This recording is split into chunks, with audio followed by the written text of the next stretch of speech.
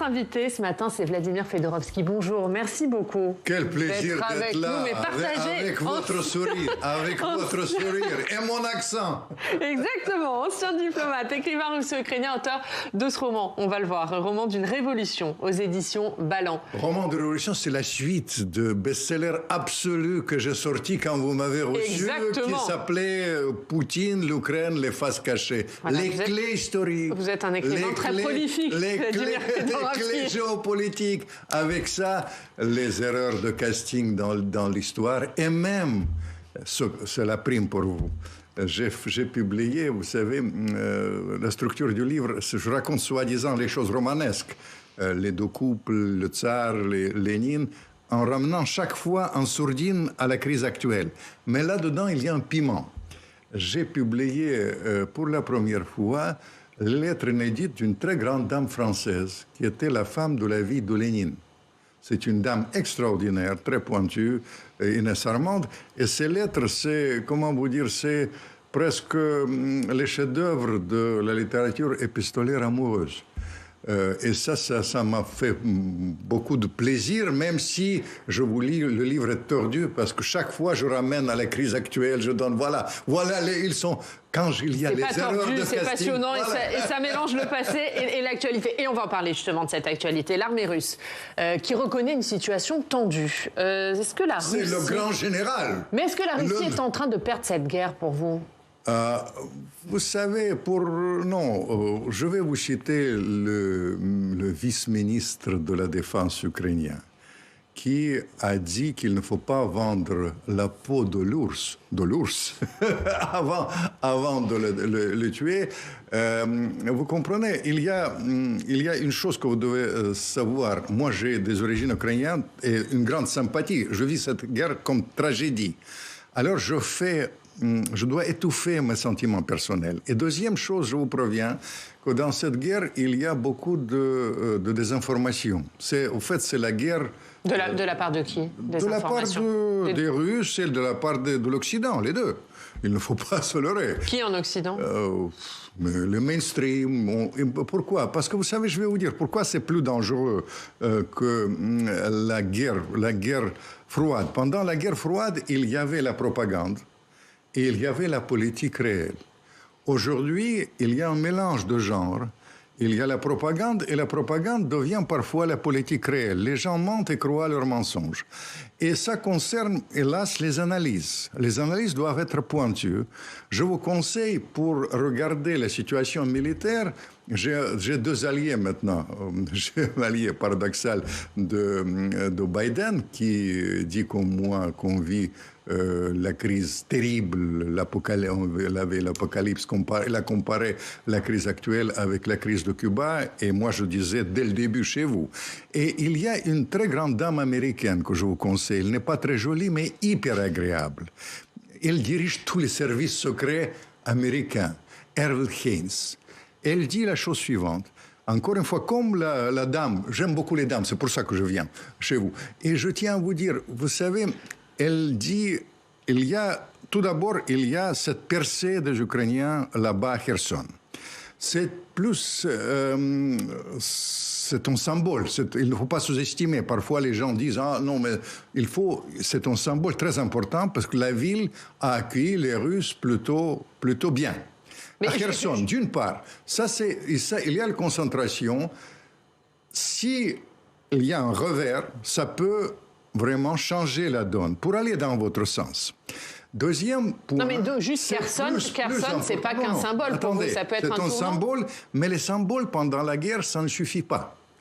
Il y a les données objectives, mais la vraie bataille, et c'est une vraie bataille, il y a certains médias, Daily Mail, l'autre jour, il a parlé de bataille oubliée, qui est beaucoup plus importante, c'est la bataille de Bakhmout. Vous savez, les Ukrainiens, ils ont construit une sorte de ligne Maginot, je dirais, et c'est un verrou de cette ligne Maginot. Là, c'est vraiment la bataille. Les deux batailles, maintenant, ça peut déterminer l'issue de la guerre.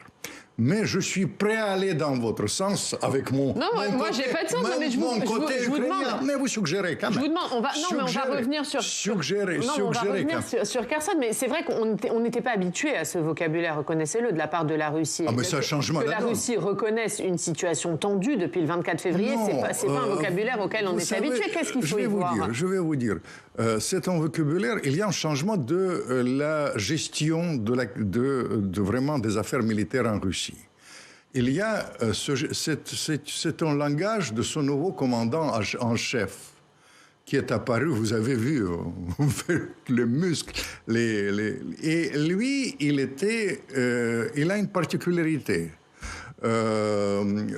Sorokin, il s'appelle, et je l'ai croisé quand j'étais porte-parole autrefois des putschistes pendant l'affaire de putsch de Moscou. Il était du côté de putschiste, moi j'étais anti-putschiste, et je sors d'Helsinki complètement déprimé. J'ai dit, ils sont quand même les pauvres types, Helsinki, et je vois les putschistes, pauvres types. Et donc, on m'a demandé de gérer une affaire très tendue. Il y avait les gens qui ont été tués. Et il apparaît ce général que je vous conseille aussi de regarder comme cet Américain, de près. Et lui, il parle dans le langage de la vérité. Mais pour l'instant, la bataille sera très acharnée. C'est la bataille qui peut changer la donne sur le plan politique. Changer la donne, je vais sur le plan politique. Mais c'est déterminant pour le destin de Biden, qui est en perte de vitesse. Parce que Biden, maintenant, c'est en perte de vitesse terrible. Et si les républicains arrivent avec les perspectives de Trump, qui ne porte pas la politique de Biden en Ukraine dans son cœur, tout le contraire, il est très critique, il dit qu'il nous amène la guerre mondiale, etc. Il y a les accusations terribles. Et pour vous, ce qui se passe ces prochains jours en Ukraine, ça peut avoir des conséquences sur les élections aux États-Unis? C'est déterminant pour eux, parce que s'il n'y a pas de ce symbole, on a parlé de symbole, dans ce cas-là, les républicains prennent le Sénat et le Congrès. Et après, c'est la route vraiment royale, si on me permettait la comparaison, vers la Maison-Blanche. Tout ça, c'est... je regardais hier les sondages en Amérique, aux États-Unis. C'est frappant, c'est 70%, ils s'intéressent à l'inflation.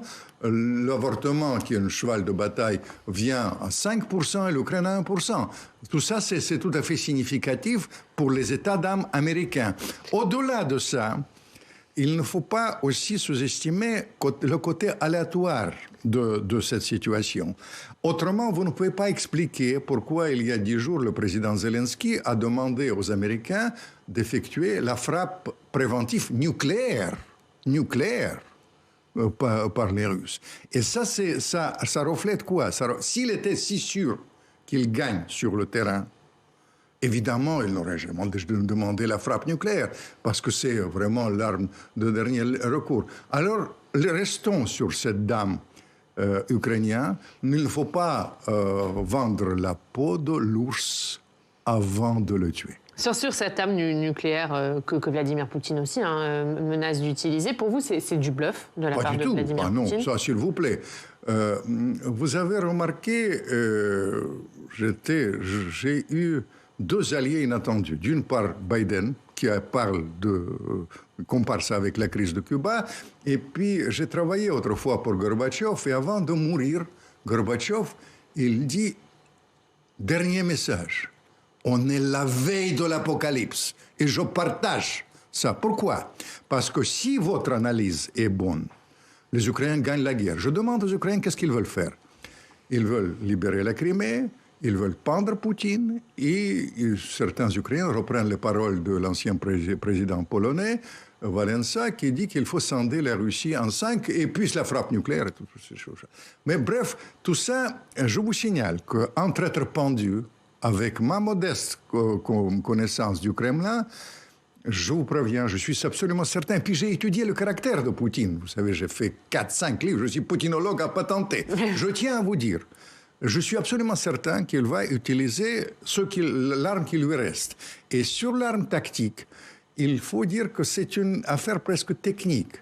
Ils disent qu'il y a la supériorité évidente de l'OTAN sur le plan des armes conventionnelles, mais les Russes, ils ont une supériorité en armes tactiques 8-1 en leur faveur. Et dans ce domaine même stratégique, sur 5 points, ils sont supérieurs aux Américains de quelques années. On va revenir vous juste, comprenez, ça c'est le scénario. Deuxième scénario existe.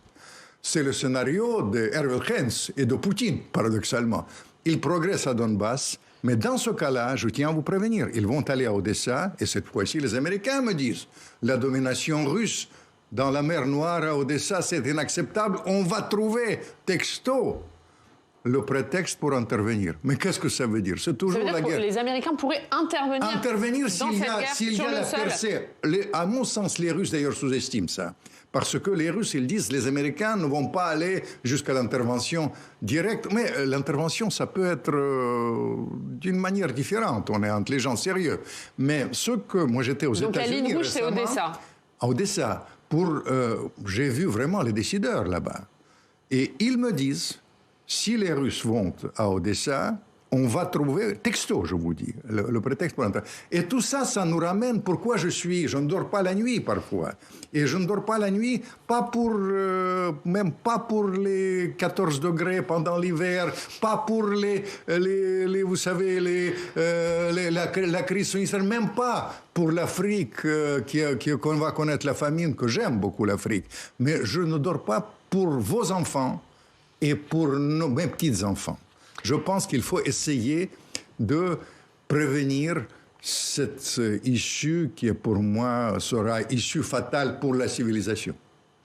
Sur Poutine, puisque vous dites, vous le connaissez bien, évidemment, il a annexé 4 régions, ce qui n'est pas reconnu par la communauté internationale. Est-ce que pour lui, c'était un moyen, selon vous, de donner des gages à son opinion? C'est ambivalent. Vous avez posé une vraie question. Parce que le phénomène Poutine est lié avec l'évolution de l'opinion publique. Et l'opinion publique, elle continue à le soutenir paradoxalement à 75%. C'est pas bidon, ça, c'est vraiment le soutien. En même temps, il y a quand même la baisse de la popularité dans les grandes villes. Les jeunes ne veulent pas quand même aller au combat. Mais en gros, il a plus ou moins, avec le bordel habituel russe, il a plus ou moins réussi la mobilisation qui peut changer la donne parce que les gens mobilisés, ils vont arriver dans 3 semaines à peu près. Donc ça, c'est réussi. Les Russes suivent l'appel de Vladimir Poutine. Parce qu'on a beaucoup parlé de ces Russes qui quittaient la Russie pour échapper à la mobilisation. Vous dites que la mobilisation est réussie. Un jeu de Poutine pour entrer dans les choses. J'ai beaucoup de sympathie pour ces gens-là parce que souvent, c'est les gens avec qui j'étais dans le milieu démocratique. Mais je pense que Poutine les pousse aussi par répartir en quelque sorte. Il veut éliminer ce qu'il appelle la 5e colonne dans les choses. Même si on ne peut pas sous-estimer une sorte de grogne dans les grandes villes parmi les jeunes. Soyons très clairs. Il y a un point sur lequel on peut jouer. Il y a une différence entre la Russie des campagnes et la Russie des grandes villes. Exactement. Dans le soutien à Vladimir Poutine. Russie, même en dehors de 2 villes principales, c'est Saint-Pétersbourg, Moscou et éventuellement Yekaterinbourg, 3e ville à Oural. Mais il y a une chose sur laquelle on peut s'appuyer. Vous avez compris que je suis très inquiet et je pense que l'issue de cette guerre doit être trouvée pour éviter le pire. Et la majorité de l'opinion publique russe, il faut jouer sur ça. La majorité de l'opinion publique russe est en faveur des négociations. Malheureusement, les négociations, c'est pas demain la veille. Malheureusement, il n'y a même pas les appels. Vous savez ce qui appelle maintenant à négociation, à cessez-le-feu? La Chine, l'Inde, l'Arabie saoudite, la Turquie qui négocie en sourdine, l'Israël. Il y a la Mexique. C'est pas rien, ouais. Non, mais ça, on va y revenir. Mais vous qui connaissez bien Poutine, est-ce qu'il a tempérament à négocier? C'est le premier Poutine jusqu'au boutiste. Celui qui a été formé par la mafia de Saint-Pétersbourg, par la pègre de Saint-Pétersbourg, celui qui ne recule jamais. Il y a les règles de la pègre qui déterminent son âme, son action. Et puis, Kissinger, il considère que la chance qu'il était au KGB. Pourquoi? Parce que le KGB, c'est pragmatique. Il était officier du KGB, il doit affronter ça. J'ai parlé de votre... Vous posez les vraies questions, je suis très sensible à ça. J'ai posé la même question à quelqu'un qui a géré la crise de Cuba, qui était le bras droit de McNamara, et il méprise les gens d'aujourd'hui, pour vous dire la vérité. Il a dit, si on a géré la crise de Cuba, comme maintenant... Parce que leur principale préoccupation, c'est de trouver l'issue, sauver, il a utilisé le mot imprononçable aujourd'hui, sauver les faces des uns et des autres. Mais la solution c'est simple, dans deux solutions, c'est la guerre mondiale, troisième solution c'est la guerre pour l'éternité, le dindon de la farce de l'Europe, mais dans ce cas-là, on va se battre jusqu'au dernier Ukrainien, jusqu'au dernier Russe.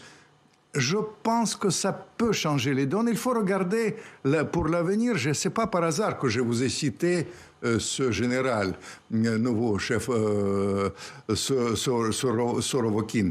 Je tiens à vous dire, il y a aussi en Ukraine un général très vigoureux qui gère ces opérations. Zalezhny, il s'appelle, et tous ces généraux, ils sont conscients des pertes épouvantables là-bas. Dans juste l'offensive de Kherson, vous savez combien de 20 000 personnes. Donc ça pousserait aux négociations. Mais vous, je le disais, vous connaissez bien Vladimir Poutine, vous connaissez aussi bien l'entourage de Vladimir Poutine. Est-ce que dans son entourage, il y a des pro-négociations, des pro-paix, et est-ce qu'ils ont des chances d'être entendus par Vladimir Poutine? Il y a deux tendances. Allez, je vais vous donner les deux tendances. Pour vous, la première. Il y a tendance Shoigu, c'est ministre de la Défense, chaman. Le nom de code chaman, comme il vient d'Altaï. Il y a l'adjoint, le premier adjoint, l'ancien premier ministre Kirienko, qui sont des gens plutôt jusqu'au boutiste, et d'une manière générale. Et puis, il y a toujours les nuances entre les services secrets et l'armée. Et cette mise en scène qu'on a connue le premier jour, vous vous souvenez, quand il a gueulé contre... C'était la mise en scène, évidemment. Mais en revanche, il y a les services secrets. Il y a aussi le chef de l'administration présidentielle. Ils sont disons, plus nuancés sur ce plan-là. Mais je ne vais pas aller jusqu'à dire qu'il y a les faucons et les colombes. Mais les discussions sont incontestablement là. D'où vient la nomination de ce personnage assez extraordinaire à la tête de l'armée? Et on va voir ce qu'il donne. D'une manière générale, je tiens à dire pour les gens qui nous écoutent, qui nous regardent, je tiens à vous dire une chose. On vit avec Kherson, avec Bakhmout, les mois les décisifs pour l'avenir de l'Europe, pour vos assurances-vie, pour nos enfants. Kherson, c'est un point, vous avez raison. Deuxième point, Donbass, Bakhmout. Troisième point, et deux généraux, je vous ai cité deux généraux qui gèrent l'armée. Il y a deux généraux à regarder. Le général Othon, parce que le temps est dégueulasse là-bas. Pourquoi à Kherson, maintenant, ils ont fait les contre-attaques, et comme il pleut aujourd'hui... Donc le climat peut jouer en faveur de qui? Ça, paradoxalement, ça joue en faveur ça ne joue pas en faveur des Ukrainiens. Parce que c'est plus difficile quand il y a allez. Et puis, il y a un autre général plus aléatoire, je vais vous dire encore une fois, parce que le général Hiver, traditionnellement, c'est en faveur des Russes, mais les Ukrainiens sont les mêmes. Vous comprenez, vous me voyez. Ça, c'est d'une part, mais il y a le fait que les armes russes, assez rustiques, ils sont plus adaptés au froid, objectivement. Sur le fond des négociations, parce que si négociation il y a un jour, il va bien falloir un compromis, est-ce que Vladimir Poutine peut lâcher une partie des 4 régions qu'il a nouvellement annexées? Et est-ce que le point crucial, c'est la Crimée? La Crimée, beaucoup de gens pensent que c'est la Crimée. Musk en a parlé, vous savez, le grand homme d'affaires américain. Mais si je récapitule les gens qui sont pour la négociation, vous serez étonnés. C'est Sarkozy, c'est en partie Macron, qui ont proposé quand même un plan très, très sophistiqué que j'ai toujours soutenu. Vous vous souvenez, son discours quand il a fait à Strasbourg, qui est un discours assez important, c'est une feuille de route de négociation. Il y a aussi... Il peut encore être au cœur de ce processus de paix, Emmanuel Macron, aujourd'hui? J'ai regretté beaucoup, mais je souligne l'importance de ce plan de paix c'est pas un plan, mais c'est une feuille de route de l'ouverture. Il a prononcé les mots désescalade, il a prononcé le mot pas d'exclusion, pas d'humiliation. C'est les mots qui comptent. Je crois, francophile que je suis, à l'importance de la diplomatie française dans la tradition à la fois gaullien, mais aussi en partie de Mitterrand avec sa maison commune et la Confédération européenne. Tout ça, ça compte. Mais en France, il y a beaucoup de gens qui partagent mon avis. Et je pense qu'entre ces trois issues, la guerre à l'infini, qui est plein de risques, où l'Europe sera dans de la farce, où on va vivre les choses très difficiles sur la crise financière, aussi en faveur des négociations, joue un facteur très important. Je vous ai parlé des problèmes de la politique intérieure américaine, mais les Américains sont préoccupés par cette crise terrible qu'on vit en Europe. Mais cette fois, la crise arrive là-bas. Il y a la récession qui arrive là-bas et ça peut changer les donnes comme l'arrivée des républicains, et je vous dis au Sénat. Et un dernier mot, Vladimir Fedorovski, puisqu'il nous reste une minute. Qui peut aujourd'hui mettre un terme à cette guerre? Qui peut convaincre Vladimir Poutine de négocier? Et est-ce qu'il y a quelque chose qui pourrait faire que ce conflit dérape?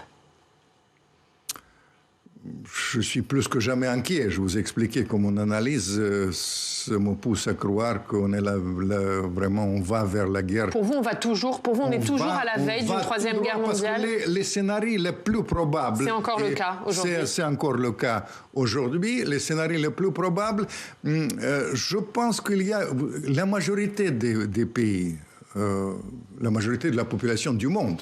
La Chine, l'Inde, je vous ai dit, c'est quand même une grande majorité. 97%